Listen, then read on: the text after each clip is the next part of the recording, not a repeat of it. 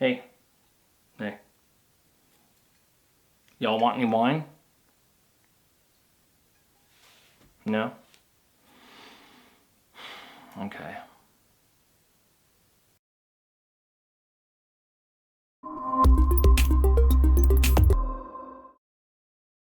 Hey everybody, it's Stuart with Wine on the Dime, and as you might have inferred by the intro, today I'm doing a rosé.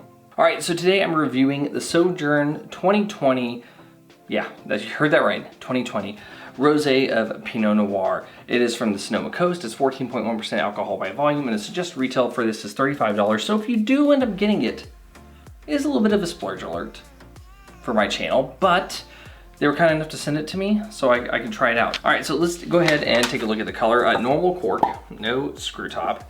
And let's see, it's a pretty dark pink in the bottle right here. And by dark, I mean deep, but that doesn't mean that's how it translates into the glass.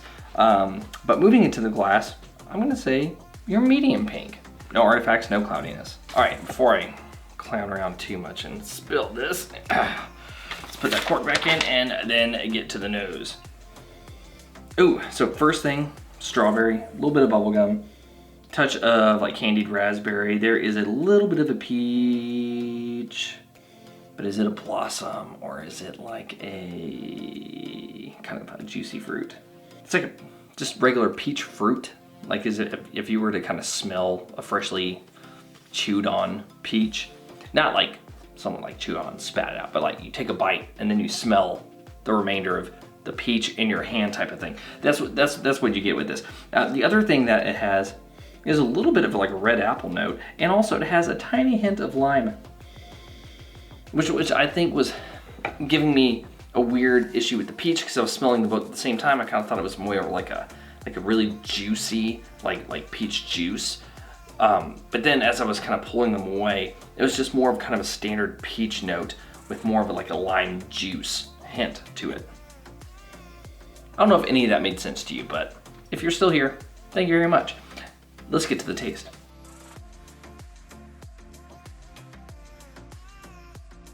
So, in terms of body, medium body, I know it's 14.1%, but it tastes like it's medium alcohol, which is nice.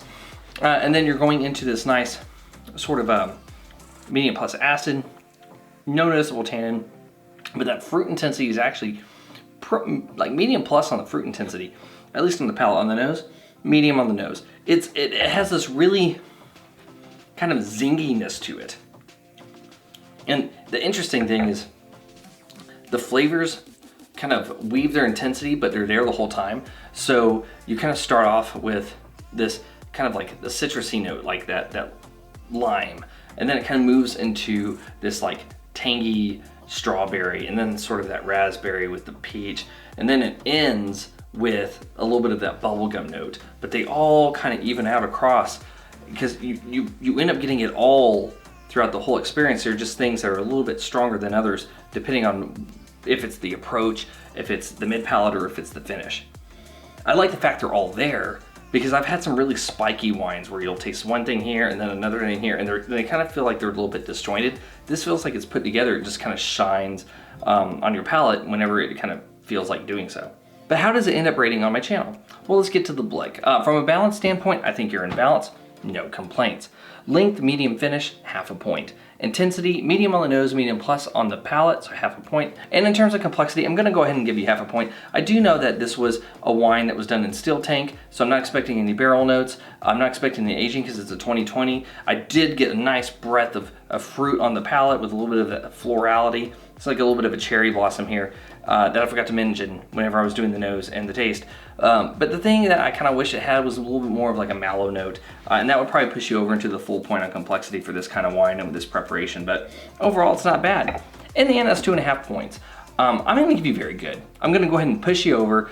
I really enjoy this wine. I think it's very well put together. And the thing that pushes you over on this wine is this.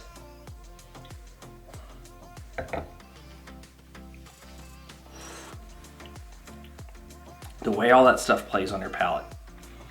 this was a wine that was a little bit more singular, and it was just going straight through, and I was kind of detecting this and this and this, and it was done, that'd be one thing. But this just is kind of wavy, like the tiny, whiny ball of flavor that I kind of just find very interesting, and I like it. And so as a result, I'm gonna go ahead and give you an extra half a point, because you know what? There aren't a lot of rosés that do that, and I appreciate you for what you are. Anyway, this has been Stuart with Wine on the Dime. If you liked today's video, please like, subscribe, and comment. Have you had the 2020 Sojourn Cellars Rosé of Pinot Noir? I'd be interested to know if you have. Leave a comment below, and I'll see you all again soon with another episode from Wine on the Dime.